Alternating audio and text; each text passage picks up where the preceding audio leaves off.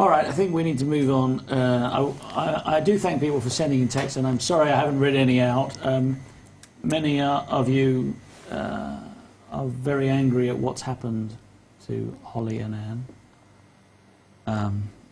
And some of the things that you think should happen to those perpetrators, I couldn't possibly read out.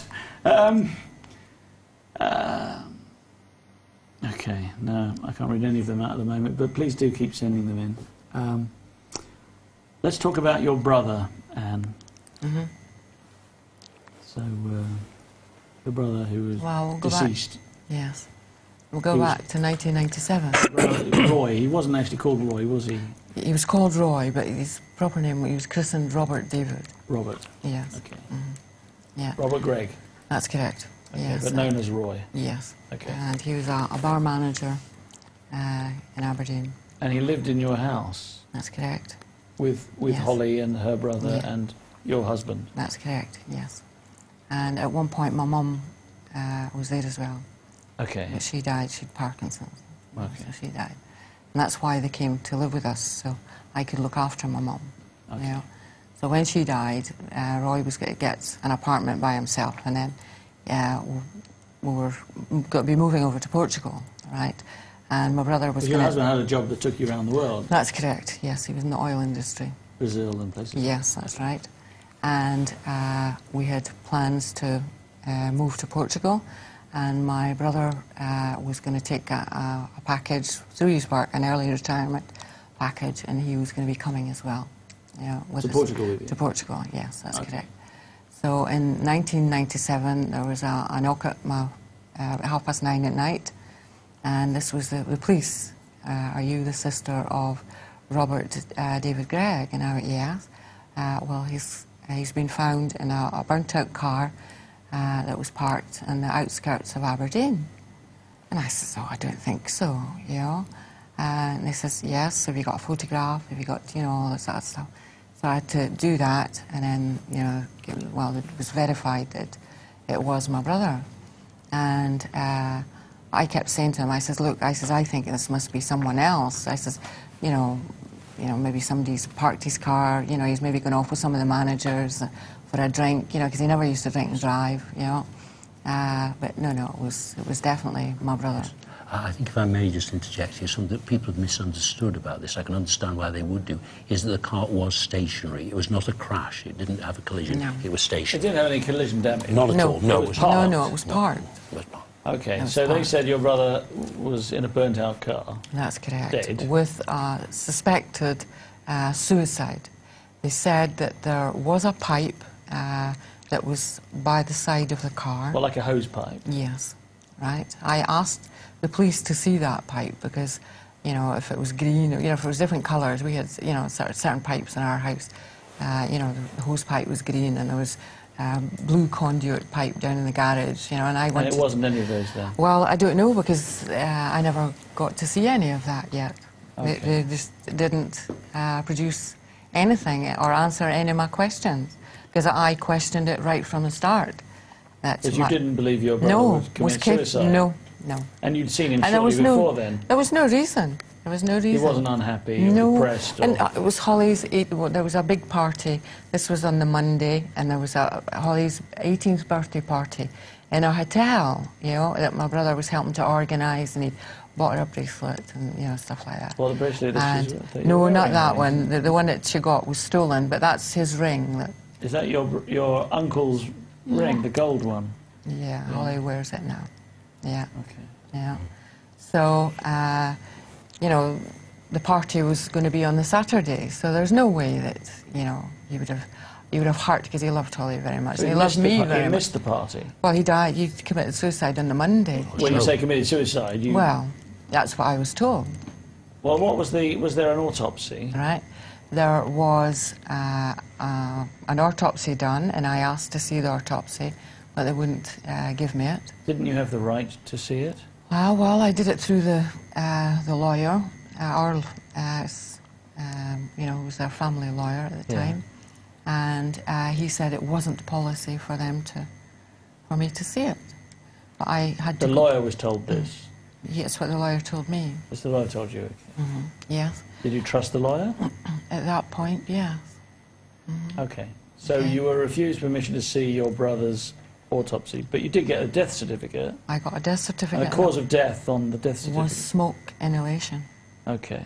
So that made me suspicious as That well. means he was alive when the car was on fire. That's correct. Yes. Okay. So, Yeah. to cut a long story short, I know that you eventually... Well, I've been battling, you know, since 1997 to get a copy of my brother's autopsy report, you know. Various, you know, bodies that I've gone to, I've asked them. There was a man before Robert, Yes, who was very helpful in trying to yes, do he, this. you know, wrote recorded letters and everything to the Procurator Fiscal Office to get a copy of the autopsy, and, you know, we didn't get it. So it wasn't until Robert came on the scene that we eventually got it. So how did you get it, Robert? Yeah. Well, through pressure, basically. They obviously didn't want to give the autopsy, and obviously this raised a lot of suspicions. Why wouldn't they? Because are you saying that she does have a legal right, that Anne has got a legal I right? believe that she has, yes. To ask for a copy of her brother's The fact autopsy. we have got it now, of course, after every attempt to delay it. When we were pressing for this, and I have to say I left this rather late in the day because, just to go back, the story, as many people will realise, seemed, when I first heard it, seemed too horrifying and almost too fantastic to be true. And the murder, on top of all the abuse, seemed to be something that perhaps people in the media and the public would find very difficult to grasp. It seemed like the whole thing seemed to be just too much to swallow. So we didn't really press too hard about we stuck to what we knew about Hollie and the abuse against Hollie until later on in about October last year, when I decided we should press for more information about Roy's death. I'd always believed what Anne had told me about it, and my own views would coincided with Anne's view. Well, we'll get to the reason of why he Sure. might have been Sure. murdered in a minute. However, we, by pressing the Crown Office, who are responsible for keeping these documents, they actually told us that, rather consistent with what the lawyer had said earlier, it isn't their practice to actually send the autopsies even to the next of kin of the deceased, but what they would do was to get a doctor to come on the phone and call Anne and explain everything about the autopsy on the basis that Anne might not understand it. What I said was, well... Takes a lot from me. I can imagine what you yes. said. Well, yes, I said, well, no, you send us the autopsy, and we're not qualified people. You send it to us, and if we don't understand it, we'll get a medical expert or a pathologist to have a look at it and interpret it for us. Thank you very much. Yeah. So we got it. You did finally get it. After... 31st of December, 2009. And when did he die, your brother? 1997, the 17th of November. So it took, what, 13 years? Yes. And I think, Anne, you should say now how you felt when you received that document. Yeah, well, it was Hogmanay, you know, so Hogmanay New in Year's Scotland, yes. That's the big thing. You were it's a still in big- Scotland then, were you? No, I was in Shropshire. Yeah, but it's still a big thing, you know, if you're quite the Scottish, same, though, is it? it's still a big thing, you know. Okay. You had a lump of coal in your and nowhere heart. to go, Well, yeah. exactly, you know, yeah, that's it in a nutshell. But in your heart, you're still a true Scots, and Hogmanay is a big day, you know. So when I got it, you know, I thought, no, I'm not going to read it, but I just couldn't help myself. So I thought, well, I'll just read the first bit, you know. So I read the first bit, and then, you know, I put it away, and I was sort of going about doing It's like a things. box of chocolates, isn't Yeah, it? well, you had can't to go leave it- back, yes, exactly. Till eventually I'd read the whole thing. Well, after I read the whole thing, I was just in absolute bits, you know. I got solid for three days, you know. I knew in my heart. You want a moment? What had happened to him. But actually reading it, you know, was just terrible. So what it said, he had a fractured skull, he had a broken sternum, Which is this bone here, the breastbone. that's correct, which is the strongest bone in your body, and broken ribs and extensive bruises.